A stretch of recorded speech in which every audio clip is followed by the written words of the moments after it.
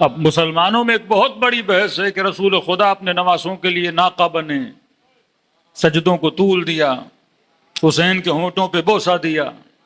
تو ایک مسلمانوں کا بڑا طبقہ کہتا ہے کہ یہ اس لیے کر رہے تھے کیونکہ نانا تھے، اور نانا کی نواسے سے محبت کیا ہے، نیچرل ہے. آپ اس چیز کو اتنا اعزاز کیوں دیتے ہیں کہ رسول نے کاندھوں پہ بٹھا دیا، رسول نے سجدوں کو طول دے دیا؟ کہ ہمارے گھر میں کیا ہم اپنے بچوں کے لیے ناقہ نہیں بنتے؟ کیا آج کوئی نانا کوئی دادا اپنے نواسوں سے محبت نہیں کرتا؟ تو تبھی خدا نے کہا کہ ما آتاکم الرسول فخذوہ وما نہاکم عنہ، یہ جو تمہیں دے اسے لو، یہ جو تمہیں جس سے روکے اس سے رک جاؤ. کیونکہ یہ جس سے محبت بھی کرتا ہے تو اپنی مرضی اور جذبات سے نہیں کرتا، اللہ کی مرضی سے محبت کرتا ہے. اگر یہ کسی سے نفرت بھی کرتے ہیں تو اپنی مرضی سے نہیں کرتے. کس کی مرضی سے کرتے ہیں؟ اللہ کی مرضی سے کرتے ہیں. یہ آیت کب اتری؟ فرمایا جب مسجد کے سارے دروازے بند کر لیے گئے اور ایک دروازہ کھلا رکھا، اور ادھر علی ابن ابی طالب کا دروازہ تھا. تب چہمگوئیاں شروع ہو گئیں، ارے ہمارا دروازہ بند ہو گیا. لیکن کیونکہ علی داماد ہے، کیونکہ زہرا کا شوہر ہے، کیونکہ علی کو بچپن سے پالا ہے، علی سے محبت ہے، لہٰذا محبت علی میں علی کا دروازہ کھولے رکھا. یہاں پہ قرآن کی آواز آئی کہ لوگو یہ جو میرا حبیب ہے وَالنَّجْمِ إِذَا هَوَىٰ مَا ضَلَّ صَاحِبُكُمْ وَمَا غَوَىٰ وَمَا يَنطِقُ عَنِ الْهَوَىٰ إِنْ هُوَ إِلَّا وَحْيٌ يُوحَىٰ. یہ اپنی مرضی سے کچھ بھی نہیں کرتا. یہ اگر دروازہ بند بھی کر رہا ہے تو اللہ کی مرضی سے، دروازہ کھول بھی رہا ہے تو اللہ کی مرضی سے. ہماری محبتوں میں اللہم صلی علی محمد، ہماری محبتوں میں اور تمہاری محبتوں میں فرق ہے. کیونکہ ہماری محبتیں لالچوں میں پھنسی ہوئی، ہماری محبتیں ضرورتوں کے اندر گرفتار، ہماری محبتیں جہالتوں کے اندر پڑی ہوئی. لیکن رسول جس سے محبت کرے وہ محبت عاقلانہ محبت، وہ عارفانہ محبت. وہ جس سے محبت کرے وہ محبت طہارت والی محبت. تو جس طرح نبی اگر مسواک رکھے تو مسلمان پہ سنت ہے، اسی طرح رسول اگر نواسوں سے محبت کرے تو امت کے لیے سنت ہے. جس طرح سیدہ کے دروازے پہ جا کر احترام کر رہے ہیں تو یہ مت سمجھو کہ بیٹی کے در پہ کھڑے ہیں، یہ سمجھو یہ محبت تحت عقل محبت ہے. تبھی فرمایا کہ خدا ان کو خوش کرنے سے کیا ہوتا ہے؟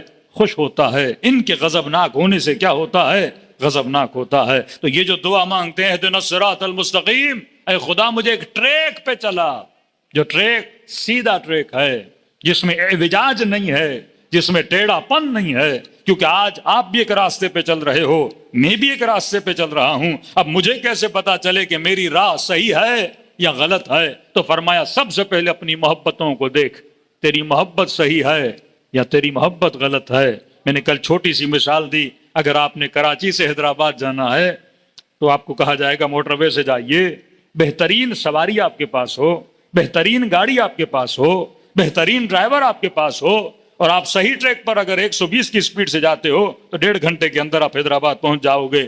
لیکن اگر وہیں پہ ٹریک بدل گیا، ڈرائیور نہ بدلے، گاڑی نہ بدلے، وہی گاڑی اسپیڈ والی، لیکن اس کے بجائے کہ آپ حیدرآباد کے ٹریک پہ چڑھو، آپ گوادر کے ٹریک پہ چلے جاؤ، اتنی اسپیڈ سے حیدرآباد سے دور ہوتے جاؤ گے. اگر ٹریک بدل گیا، امت کا جب ٹریک بدلا، کوئی خارجی بنا،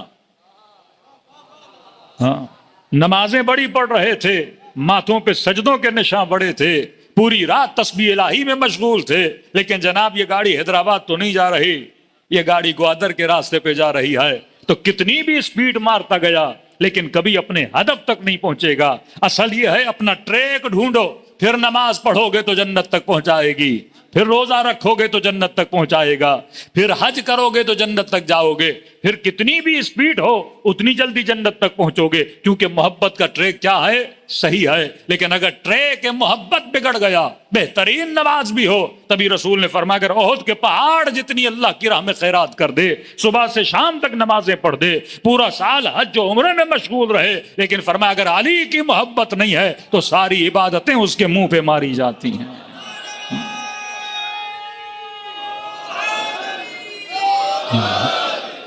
اصل محبت کا ٹریک ہے. ابھی کسی جوان نے کہا مولانا یہ جو حدیث ہے کہ جس کے دل میں آل رسول کی محبت ہے وہ جنت جائے گا، میں نے کہا یقیناً جنت جائے گا، یہ جناب سیدہ کا قول ہے، لیکن ایک تفریق کی بی بی نے شیعہ میں اور محب میں، لیکن یہ تو لازم ہے کہ محب جنت میں جائے گا ہی، تو اب کیسے جائے گا؟ عمل میں کمزور ہے، کبھی گناہ بھی کیے، کبھی نافرمانیاں بھی کیں، کبھی ناچاکیاں بھی کیں. تو میں نے کہا یہ بالکل ایسے ہے، بندہ ٹریک پر تو ہے پر گاڑی خراب ہے، گاڑی کی سپیڈ نہیں ہے. سپیڈ والی گاڑی کون سی؟ جس کی ہر پرزہ کیا ہو، صحیح ہو. ہاں، نماز بھی اپنی جگہ پہ، حج بھی اپنی جگہ پہ، خمس بھی اپنی جگہ پہ، زکوٰۃ بھی اپنی جگہ پہ، نگاہیں بھی صحیح، زباں بھی صحیح، کان بھی صحیح، بدن بھی صحیح، اعضاء بھی صحیح، پوری گاڑی سیٹ ہے. ٹریک بھی اچھا ہے، محبت محمد اور آل محمد کا ٹریک ہے. اب ٹریک پہ بھی صحیح ہے، گاڑی بھی صحیح ہے. میں نے کہا اگر اسپیڈ سے جائے گا تو مالک کی طرح جنت پہ پہنچے گا، سلمان کی طرح جنت پہ پہنچے گا، ہاں جناب حبیب ابن مظاہر کی طرح جنت پہ پہنچے گا، جناب مسلم ابن اوسجا کی طرح جنت پہ پہنچے گا، جناب یزید ابن سبیت کی طرح جنت تک پہنچ جائے گا. لیکن میں نے کہا اگر گاڑی کے پرزے خراب ہیں، عمل خراب ہے، بھلے چاہے دھکا اسٹارٹ گاڑی ہو، ٹریک تو صحیح ہے، ہاں اس کو 1.5 گھنٹہ لگے گا پہنچنے میں. جس کی گاڑی خراب ہو، پیدل چل چل کے، پھر بھی ٹریک اگر صحیح ہے تو حیدرآباد تک پہنچ تو جائے گا. ٹریک صحیح ہونا چاہیے. اب پہنچنے میں برزخ کا سفر لمبا ہو سکتا ہے، گنہگار تھا، برزخ کا سفر اٹھتے بیٹھتے کانپتے کانپتے ہانپتے ہانپتے، لیکن بالآخر کہاں پہنچے گا؟ جنت تک پہنچے گا، کیونکہ ٹریک صحیح ہے. لیکن میں نے کہا شرط یہ ہے چلتا رہے. یہ نہیں کہ ہائی وے پہ بیٹھ ہی جائے، ہائی وے لے کر نہیں جائے گا. آپ نے کم از کم قدموں کو اٹھانا ہے، چند قدم چلانے ہیں. چلنا تیرا کام ہے، جنت تک پہنچانا حسین کا کام ہے.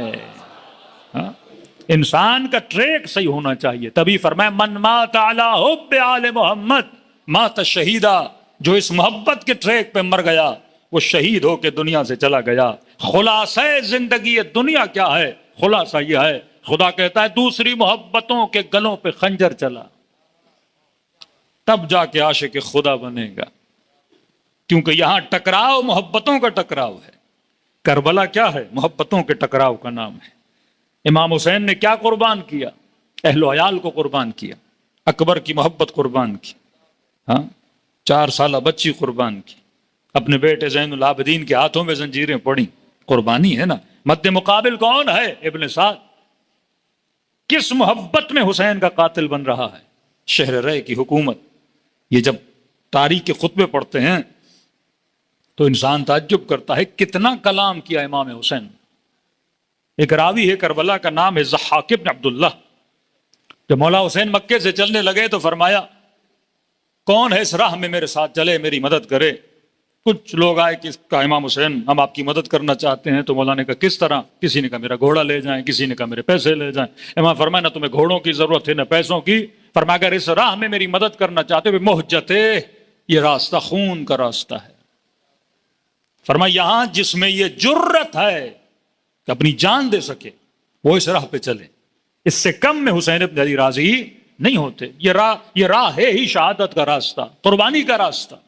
تبھی آپ جتنے بڑے بڑے اپنے شہداء دیکھ لیں جن کو اللہ نے مقام شہادت نصیب کیا، شہید ابن جعفر سے، شہید حسینی سے، شہید قاسم سلیمانی سے، بڑے بڑے شہیدوں کو ان کے وصیت نامے پڑھیں گے، دعا یہی تھی کہ خدا ہمیں کیا عطا کر؟ شہادت عطا کر. ان کی شاعریوں میں رنگ شہادت ہے کہ علی والے کے لیے فرق نہیں پڑتا کہ موت اس پر آئے یا وہ موت پر آ جائے. یہ ہم لمحہ موت کے لیے کیا رہتے ہیں؟ تیار رہتے ہیں، کیونکہ یہ ٹریک ہی شہادت کا ٹریک ہے. یہ بالکل ایسا ہے کہ گاڑی کو جس طرح بوسٹ کیا جائے بہت جلدی جنت تک پہنچی جائے، تو شہادت وہ بوسٹر ہے جو انسان کو بہت جلدی کہاں پہنچا لیتا ہے؟ جنت تک. تو امام نے کہا نہیں، گھوڑے کی ضرورت نہیں. ایک شخص تھا جس کا نام ہے ضحاک بن عبداللہ. یہ طبری اگر تاریخ کربلا کو نقل کرتا ہے، آپ کے جتنے بھی مقاتل ہیں، روایتوں کا سرا جس شخص تک پہنچتا ہے وہ ضحاک بن عبداللہ ہے. ضحاک بن عبداللہ مشروی امام حسین کے پاس آیا، عرض کیا مولا حسین میں آپ سے بہت پیار کرتا ہوں، لیکن مولا مجھے ایک چیز کا آپ سے اذن چاہیے، وعدہ چاہیے. آؤں گا، آپ کے رکاب میں لڑوں گا، دشمنوں کو قتل کروں گا، لیکن ایک چیز، میں مرنا نہیں چاہتا.